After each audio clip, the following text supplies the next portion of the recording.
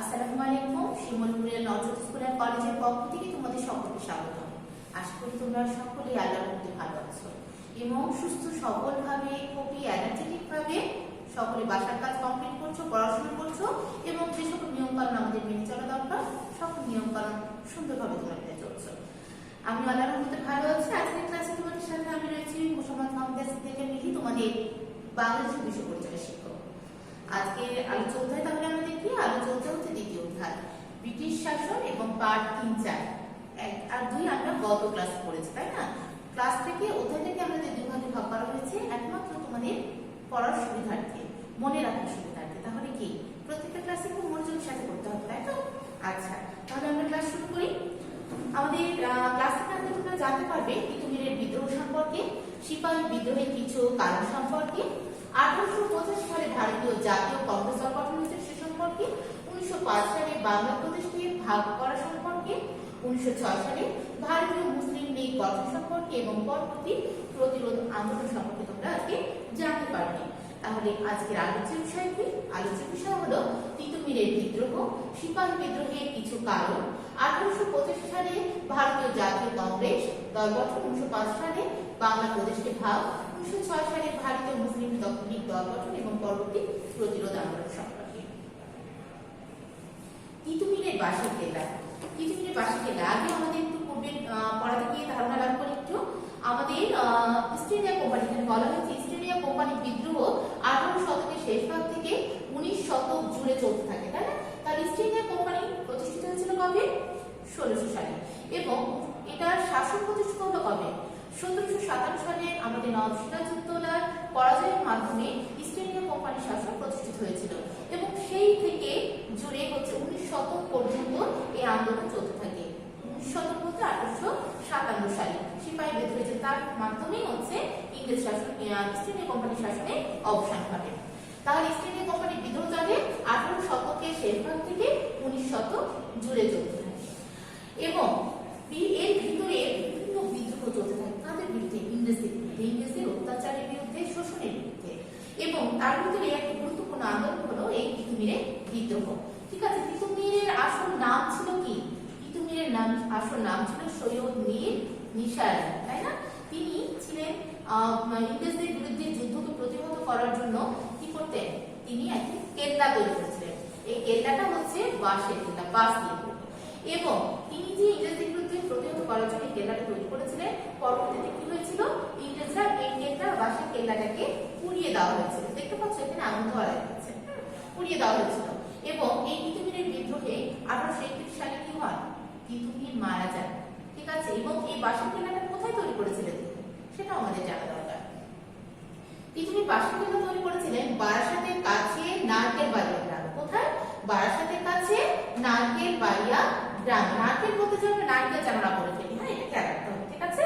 তাহলে বারাসাতের কাছে নারকেল বাড়িয়া গ্রামে বাঁশের কেল্লা নির্মাণ করেছিলেন কে? তিতুমির। 1831 সালে তিতুমির পরাজিত হন এবং তার মৃত্যু ঘটে, তাই তো? আচ্ছা, তারপরে আমরা পাই 1857 সালে সিপাহী বিদ্রোহ, গুরুত্বপূর্ণ আন্দোলনগুলোর ভিতরে এটা একটা বিশেষ গুরুত্বপূর্ণ, সব থেকে গুরুত্বপূর্ণ আন্দোলন এবং এটা হচ্ছে ভারতবর্ষের স্বাধীনতা সংগ্রামের ভিতরে সব থেকে বড় আন্দোলন ছিল এই সিপাহী বিদ্রোহ, হ্যাঁ, যেটাকে বলা হয় সব থেকে বড় স্বাধীনতা সংগ্রাম। তাহলে 1857 সালে সিপাহী বিদ্রোহ কি হয়েছিল? নেতৃত্ব দিয়েছিলেন মঙ্গল পান্ডে। নেতৃত্ব কে দিয়েছিলেন? সিপাহী মঙ্গল পান্ডে, হ্যাঁ। এবং পশ্চিম বাংলার ব্যারাকপুর থেকে এই বিদ্রোহ শুরু হয়েছিল। তাহলে কোথায়? ভারতবর্ষের পশ্চিম বাংলার ব্যারাকপুর থেকে এই সিপাহী বিদ্রোহটা শুরু হয়েছিল এবং এই সিপাহী বিদ্রোহ যে শুরু হলো এর পেছনে অনেকগুলো কারণ রয়েছে, তাই না? তাহলে কি কি কারণ? কিছুটা কারণ আমরা আজকে জানবো। সিপাহী বিদ্রোহের কারণ: সিপাহী পদে ভারতীয়দের সংখ্যাধিক্য ছিল, ঠিক আছে? ভারতীয় মানে কি? ভারতবাসীদের সংখ্যা অধিক ছিল। সংখ্যাধিক্য বলতে সংখ্যা অধিক ছিল এবং ব্রিটিশদের সংখ্যা কম ছিল। কিন্তু তাহলে হিসাব মতে কি ব্রিটিশদের ভারতবাসীদের সংখ্যা অধিক থাকলেও তাদের উপরে অত্যাচার, এই নির্যাতন চলত এবং এই অত্যাচার নির্যাতনে যেহেতু ব্রিটিশদের আধুনিক অস্ত্রশস্ত্র সজ্জায় সজ্জিত ছিল, যার জন্য ভারতীয়রা ঠিক তাদেরকে পেরে উঠত না এবং তাদের শিক্ষার অভাব ছিল। তাহলে কি এটা সিপাহী বিদ্রোহের একটা কারণ? সিপাহী পদে ভারতীয়দের সংখ্যাধিক্য ছিল, 3 লক্ষ সৈন্য ছিল ভারতীয় সিপাহী এবং 50,000 ছিল ব্রিটিশ। তারপর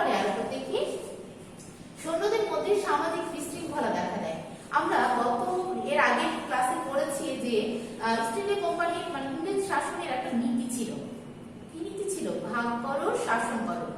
তার মানে কি, তারা বিভিন্ন জনগণের মধ্যে বিভেদ সৃষ্টি করত, আন্দোলন প্রদলের সৃষ্টি করত, যেন তারা একতাবদ্ধ হতে না পারে, জাতীয়তাবোধে উদ্বুদ্ধ না হতে পারে, দেশপ্রেমে জাগ্রত না হতে পারে, তাই না? তাহলে কি করতো তারা? এইরকম বলে বিশৃঙ্খলা সৃষ্টি করতো। তাহলে কি করেছিল তারা? সৈন্যদের মধ্যে সামাজিক বিশৃঙ্খলা সৃষ্টি করেছিল, যেমন তারা কোনো এককভাবে বা একতাবদ্ধভাবে কোনো সিদ্ধান্ত নিতে না পারে। 1856 সালের পর ভারতের বাইরেও কাজ করার নির্দেশ দিয়েছিল। কারা দিয়েছিল? ইস্ট ইন্ডিয়া কোম্পানি, অর্থাৎ ইংরেজ শাসকগণ। যার জন্য 1856 নিজের দেশেই নিজের মানুষ পরবাসী, তারপরে যখন আবার বাইরের দেশে পাঠানোর কথা বলে, তখন তো স্বাভাবিকভাবে মন আরো বেশি নাড়া দেওয়া হতো, তাই না? আন্দোলন আরো বেশি তীব্রতর হয়েছিল এই কারণে। আমরা এখানে একটা ছবি দেখতে পাচ্ছি, 1857 সালে সিপাহী বিদ্রোহ। এখানে একটা সিপাহী বিদ্রোহের তৎকালীন সেই সময়কার ছবি দেখা যাচ্ছে। আচ্ছা, 1857 সালে সিপাহী বিদ্রোহে কি হয়েছিল? গুজবের মাধ্যমে ধর্মীয় অশান্তি সৃষ্টি হয়েছিল। আমরা জানি হিন্দুদের জন্য গরুর মাংস, গরুর চর্বি যেমন হারাম, মুসলমানদের জন্য শুকরের চর্বি হারাম, তাই না? এবং এই যে এই হারাম জিনিসটি দিয়ে বন্ধুকে কার্তুজ বিচ্ছেদ করার জন্য এই গরুর চর্বি এবং শুকরের চর্বি ব্যবহারে গুজব তৈরি করা হয়েছিল, এবং এই গুজব তৈরির জন্য সিপাহীদের মধ্যে চরম অশান্তি সৃষ্টি হয়েছিল। এটাও একটা ধর্মীয় অশান্তি তৈরি করা হয়েছিল সিপাহীদের জন্য, এটাও একটা সিপাহী বিদ্রোহের কারণ।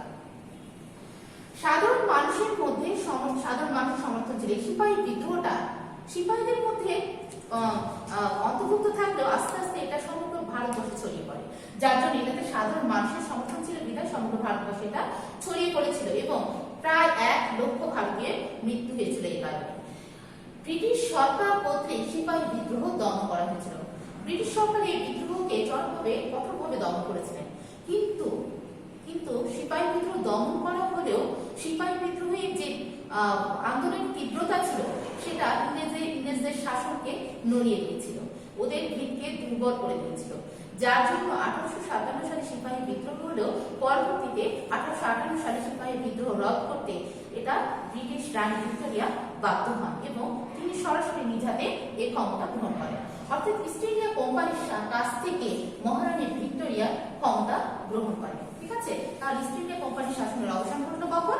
1857 সালে। তাহলে 1757 থেকে 1857 সাল পর্যন্ত প্রায় 100 বছর ইস্ট ইন্ডিয়া কোম্পানির শাসন চালু। ঢাকার বাহাদুর শাহ পার্ক, এই যেখানে একটা আমরা ছবি দেখতে পাচ্ছি, এটা হচ্ছে ঢাকার বাহাদুর শাহ পার্ক। এখন এই পার্ক নাম তো বাহাদুর শাহ পার্ক, তাই না? এখানে কি করা হয়েছিল? 1957 সালে নির্মিত সিপাহী বিদ্রোহের স্মৃতিসৌধ নির্মিত হয়েছিল। এটা নাম বর্তমানে বাহাদুর শাহ পার্ক, কিন্তু 1957 সালের আগে পর্যন্ত এই পার্কের নাম ছিল ভিক্টোরিয়া পার্ক। কেন ভিক্টোরিয়া পার্ক ছিল? তখন ইংরেজদের শাসন চলছিল, তাই না? তাহলে 1857 সালে হচ্ছে কি হলো, 1857 সালে সিপাহীদের যে মৃত্যু হয়েছিল, যারা মারা গিয়েছিল, তাদের নির্মমতা মানুষের সামনে তুলে ধরার জন্য এই পার্কের বিভিন্ন গাছে কি করা হয়েছিল? তাদের লাশকে ঝুলিয়ে দেওয়া হয়েছিল, যেন সকলে ভীত হয়ে যায়, আন্দোলন থেমে যায়, কিন্তু ব্রিটিশদের বিরুদ্ধে কেউ আন্দোলন না করে। কিন্তু তাই কি থেমে থাকে? থেমে থাকেনি। তারপরে 1957 সালে 100 বছর পূর্তিতে, সিপাহী বিদ্রোহের 100 বছর পূর্তিতে এটা নাম পরিবর্তন করে রাখা হয় বাহাদুর শাহ পার্ক। কেন রাখা হয় বাহাদুর শাহ পার্ক?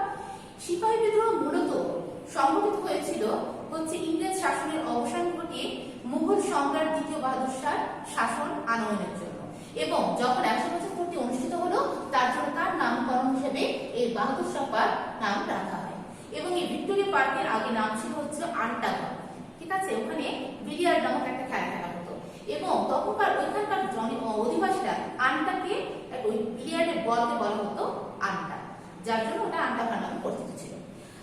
যাই হোক, ঢাকার বাহাদুর শাহ পার্কে 1857 সালে সিপাহী বিদ্রোহে বাঙালি সিপাহীদের ফাঁসি দেওয়া হয়েছিল, এবং এখানে একটি পরবর্তীতে স্মৃতিসৌধ নির্মাণ করা হয়েছে। পরবর্তী প্রতিরোধ আন্দোলন। ঠিক আছে, তাহলে পরবর্তী প্রতিরোধ আন্দোলন আরো আন্দোলন হয়েছিল, তাই সিপাহী বিদ্রোহের পরে থেমে থাকে, যতক্ষণ না বলে না যতক্ষণ শ্বাস ততক্ষণ আস, এরকম একটা প্রবাদ আছে যে যতক্ষণ আমাদের নিঃশ্বাস থাকবে আমরা আন্দোলন চালিয়ে যাব নিজের অধিকার প্রতিষ্ঠিত করার জন্য। তাহলে পরবর্তী প্রতিরোধ আন্দোলন চলতে থাকলো, ব্রিটিশ শাসনের বিরুদ্ধে আন্দোলন চলতে থাকে 20 শতক পর্যন্ত অর্থাৎ 1947 সাল পর্যন্ত দেশপ্রেমের চেতনার বিস্তার ঘটে, শিক্ষা এবং সাহিত্যের বিস্তার ঘটে। বিস্তারের ফলের সাথে সাথে নবজাগরণের সাথে সাথে কি হলো, দেশপ্রেমের চেতনা বিস্তার লাভ করে এবং আন্দোলন আরো তীব্রতর হয়। এবং জনগণকে উদ্বুদ্ধ করার জন্য, জনগণকে একটা দলের ভিতর অন্তর্ভুক্ত করার জন্য, তাদেরকে নেতৃত্ব দেওয়ার জন্য কি করা হলো, একটা দল গঠন করা হলো, ভারতীয় জাতীয় কংগ্রেস দল। ভারতীয় জাতীয় কংগ্রেস দল কত সালে গঠন করা হলো? 1885 সালে গঠন করা হলো। মূলত এই দলটা ছিল হিন্দু সংখ্যাগরিষ্ঠ। যেহেতু এটা একটি হিন্দু সংখ্যাগরিষ্ঠ দল ছিল, পরবর্তীতে ভাবা হলো, মুসলমানরা ভাবলেন যে মুসলমানদের জন্য একটা দল হওয়া দরকার। তখন গঠন হলো ভারতীয় মুসলিম লীগ দল। এটা কত সালে গঠন হলো? 1906 সালে। তাহলে ভারতের জাতীয় কংগ্রেস দল গঠন হলো 1885 সালে এবং ভারতীয় মুসলিম দল গঠন হলো 1906 সালে।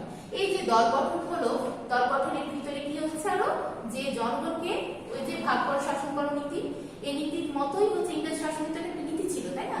ওই নীতির জের ধরে কি করলো, বঙ্গভঙ্গে বাংলাকে ভাগ করে দেওয়া হলো, অর্থাৎ বঙ্গভঙ্গ হলো 1905 সালে। পূর্ব বাংলা আসামকে ভাগ করে দেওয়া হলো। কিন্তু পূর্ব বাংলা আসামকে যখন ভাগ করে দেওয়া হলো, তখন এখানকার জনগণ কি হলো, আন্দোলনমুখী হয়ে উঠলো এবং তাদের তীব্র আন্দোলনের মুখে ইংরেজ সরকার হচ্ছে টিকে থাকতে না পেরে বঙ্গভঙ্গ রদ করলো। রদ মানে হচ্ছে বাতিল, বঙ্গভঙ্গ রদ মানে বাতিল। আবার এই পূর্ব বাংলা আসামকে একত্রিত করলো 1911 সালে।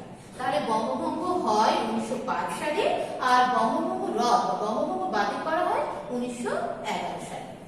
আরো বড় বড় আন্দোলনগুলোর ভিতরে কি কি আন্দোলন আমরা দেখতে পাই? স্বরাজ আন্দোলন, অসহযোগ আন্দোলন এবং সশস্ত্র যুব বিদ্রোহ। এই সব বিদ্রোহে আমাদের অনেক, ভারতবর্ষের অনেক জনগণ মারা গিয়েছিল, তাদের জন্য আমরা শ্রদ্ধা নিবেদন করি। রাজনৈতিক আন্দোলনের তৃতীয় ধাপে নেতৃত্ব দিয়েছিলেন কে? যে রাজনৈতিক আন্দোলনের তৃতীয় ধাপে নেতৃত্ব দিয়েছিলেন নেতাজি সুভাষ চন্দ্র বসু এবং শেরে বাংলা এ.কে. ফজলুল হক। তাহলে রাজনৈতিক আন্দোলনের তৃতীয় ধাপে কে নেতৃত্ব দিয়েছিলেন? কারা নেতৃত্ব দিয়েছিলেন? নেতৃত্ব দিয়েছিলেন নেতাজি সুভাষ চন্দ্র বসু এবং শেরে বাংলা এ.কে. ফজলুল হক। পরবর্তী প্রতিরোধ আন্দোলনে আরো চিরস্মরণীয় ব্যক্তিত্ব হলেন মাস্টার দাস সূর্য সেন। মাস্টার দাস সূর্য সেন, প্রীতিলতা ওয়াদ্দেদার ও ক্ষুদিরাম বসু, ইনারা হচ্ছে ব্রিটিশদের বিরুদ্ধে আন্দোলন চালিয়েছিলেন, ঠিক আছে, যুদ্ধ করেছিলেন। এবং পরবর্তীতে ইনাদের আমরা ছবি দেখব। রাজনৈতিক আন্দোলনের তৃতীয় ধাপে বাঙালিদের অবদান ছিল। যদি বাঙালিদের এই সাহিত্যিকরা লেখনী ধারণ না করতেন, তাহলে কি হতো, সাহিত্যিকরা লেখনী ধারণ না হলে তারা গান, কবিতা, গল্প, বিভিন্ন ধরনের প্রবন্ধ এগুলো লেখার মাধ্যমে জনগণকে উদ্বুদ্ধ করেছিলেন এবং উদ্বুদ্ধ করেছিলেন বিধায় জনগণ এত সচেতনতার সাথে তারা হচ্ছে যুদ্ধে অংশগ্রহণ করেছিলেন এবং ব্রিটিশদের বিরুদ্ধে আন্দোলনে ঝাঁপিয়ে পড়তে পেরেছিলেন। তাহলে কাদের কাদের অবদান রয়েছে আমাদের জানা মতে? রবীন্দ্রনাথ ঠাকুর, কাজী নজরুল ইসলাম, বঙ্কিমচন্দ্র চট্টোপাধ্যায়, শরৎচন্দ্র চট্টোপাধ্যায়, শুধু ইনারাই না, আরো অনেকে লেখনী ধারণ করেছিলেন, যাদের গান, কবিতা, সাহিত্যের মাধ্যমে আমরা আমাদের ভারতবর্ষের মানুষ হচ্ছে সচেতন হয়েছিল এবং ব্রিটিশদের বিরুদ্ধে আন্দোলন চালিয়ে গিয়েছিল। এখানে আমি ছবি দেখতে পাচ্ছি মাস্টার দাস সূর্য সেন, প্রীতিলতা ওয়াদ্দেদার এবং ক্ষুদিরাম বসু। মাস্টার দাস সূর্য সেন হচ্ছে কি ইংরেজদের হাতে ধরা পড়েছিলেন, তাই না? এবং তারপরে প্রীতিলতা ওয়াদ্দেদার ব্রিটিশদের পরে ধরা পড়ার ভয়ে তিনি আত্মহত্যা দিয়েছিলেন, মানে আত্মহত্যা করেছিলেন। আত্মহত্যা কিন্তু মহাপাপ, কোনোভাবে আত্মহত্যা করা যাবে না, ঠিক আছে? আত্মহত্যা আল্লাহ আমাদের জীবন দিয়েছেন, মৃত্যু আল্লাহরই হাতে, যার জন্য আমরা নিজে আত্মহত্যা করতে পারবো না। সে যদিও তিনি ব্রিটিশের ভয়ে আত্মহত্যা করেছিলেন, ধরা পড়ার ভয়ে, তারপরে এটা করা যাবে না। তাহলে প্রীতিলতা ওয়াদ্দেদার আত্মহত্যা করেছিলেন এবং কিন্তু মহৎ স্বার্থে যদিও তিনি কাজ করেছিলেন। আর ক্ষুদিরাম বসু হচ্ছে তাকে ফাঁসি দেওয়া হয়েছিল, তিনি ব্রিটিশদের বিরুদ্ধে আন্দোলন চালাচ্ছিলেন বিধায় তিনি ধরা পড়ে গিয়েছিলেন এবং তাকে ফাঁসি দেওয়া হয়েছিল। তাহলে আমাদের কাছে এই ব্রিটিশ বিরোধী আন্দোলনে এই চিরস্মরণীয় ব্যক্তিত্বদেরকে আমাদেরকে অবশ্যই স্মরণ করে রাখতে হবে। বাংলার স্বাধীনতার আন্দোলনে আরো গুরুত্বপূর্ণ ভূমিকা রেখেছিলেন কারা কারা? রবীন্দ্রনাথ ঠাকুর, এর আগে আমরা পড়েছি, রবীন্দ্রনাথ ঠাকুর, কাজী নজরুল ইসলাম, তাই না? বিশ্বকবি রবীন্দ্রনাথ ঠাকুর, বিদ্রোহী কবি কাজী নজরুল ইসলাম এবং নারী শিক্ষার জাগরণে, নারীদের জাগরণে, নারীদেরকে উদ্বুদ্ধ করার জন্য, নারীদেরকে যে এতদূর পর্যন্ত আমরা পৌঁছে গেছি শিক্ষার দ্বারে এবং শিক্ষা প্রতিষ্ঠানে মেয়েদের যে এত সংখ্যা করার যে হারটা বেড়ে গেছে, কার অবদান? এটা প্রথম ভাবি হচ্ছে বেগম রোকেয়ার অবদান। হয়তো বা এরকম ভাবে আমাদেরকে উদ্বুদ্ধ না করলে, জাগ্রত না করলে আমরা হয়তো এতদূর পৌঁছাতে পারতাম না। তাহলে বেগম রোকেয়া কি? বেগম রোকেয়া নারী জাগরণের অগ্রদূত এবং তিনি বাঙালিদেরকে, বিশেষ করে নারীদেরকে শিক্ষার দ্বারপ্রান্তে পৌঁছে দেওয়ার জন্য তিনি বিশেষ অবদান রেখেছেন। তাহলে বাঙালি স্বাধীনতা আন্দোলনে গুরুত্বপূর্ণ ভূমিকা রেখেছেন রবীন্দ্রনাথ ঠাকুর, কাজী নজরুল ইসলাম এবং বেগম রোকেয়া সাখাওয়াত হোসেন। পরবর্তী প্রতিরোধ আন্দোলনে তাহলে নারী শিক্ষা প্রসারে কার অবদান? বেগম রোকেয়ার অবদান। এই যে এনারা অবদান রেখেছিলেন বিধায় ইংরেজরা পরবর্তীতে কি করেছিলেন? এই বিভিন্ন আন্দোলনের মাধ্যমে ভারত ত্যাগ করতে বাধ্য হয়েছিলেন। এবং ভারত ত্যাগ করেছিলেন কবে? ইংরেজদের ভারত ত্যাগ করেছিলেন 1947 সালে, অর্থাৎ 20 শতকে না, 19 মানে কি? 1947 মানে 20 শতক। তাহলে ইংরেজদের ভারত ত্যাগ করেছিল 1947 সালে তারা ভারতবর্ষ ছেড়ে চলে গিয়েছিলেন। এবং চলে যখন গিয়েছিলেন তখন দুটি স্বাধীন রাষ্ট্রের জন্ম হয়েছিল। কি কি স্বাধীন রাষ্ট্রের জন্ম হয়েছিল? পাকিস্তান এবং ভারত। কি কি স্বাধীন রাষ্ট্র? পাকিস্তান এবং ভারত। যা আমরা এখন যেটা যে দেশ দুটো বর্তমানে দেখতে পাই। তাহলে ছোট্ট বন্ধুরা, আমরা ক্লাসের শেষ পর্যায়ে এসে পৌঁছে গেছি। নিশ্চয় তোমরা প্রশ্ন উত্তর দিতে পারবে, তাই না? আচ্ছা, কে যুদ্ধরত অবস্থায় মারা যান? আমরা একটু বলি আর উত্তরগুলো বলার চেষ্টা করি। কে যুদ্ধরত অবস্থায় মারা যান? মনে এসেছে নিশ্চয়, তিতুমির। তাহলে তিতুমির, শহীদ মীর নিশান আলী অর্থাৎ তিতুমির হচ্ছে যুদ্ধরত অবস্থায় মারা যান। মুসলিম লীগ কত সালে গঠিত হয়? মুসলিম লীগ গঠিত হয় 1906 সালে। মানে বঙ্গভঙ্গ হয় 1905 সালে, পরের বছরই হচ্ছে মুসলিম লীগ গঠিত হয়। তাহলে মুসলিম লীগ গঠিত হয় 1906 সালে, আর বঙ্গভঙ্গ হয় এখনই বললাম 1905 সালে বঙ্গভঙ্গ হয়। ভারতীয় জাতীয় কংগ্রেস নামক রাজনৈতিক দল কত সালে গঠিত হয়? ভারতীয় জাতীয় কংগ্রেস নামক রাজনৈতিক দল 1885 সালে গঠিত হয়। ভারতবর্ষ স্বাধীন হয় কত সালে? ভারতবর্ষ স্বাধীন হয় 1947 সালে, যখন ব্রিটিশরা ভারতবর্ষ ছেড়ে চলে যায়। তাহলে আমাদের আগামী দিনের ক্লাসে কি যাবে? পার্ট 3-4 এর উপরে টপ টেস্ট নেওয়া হবে। ছোট প্রশ্ন অতিরিক্ত 32, 35 এবং 38, এবং বড় প্রশ্ন অনুশীলনী 2 এবং অতিরিক্ত 3 নাম্বার করার। তাহলে আজ এই পর্যন্তই। আপনারা সকলে ভালো থাকো, সুস্থ থাকো। আসসালামু আলাইকুম।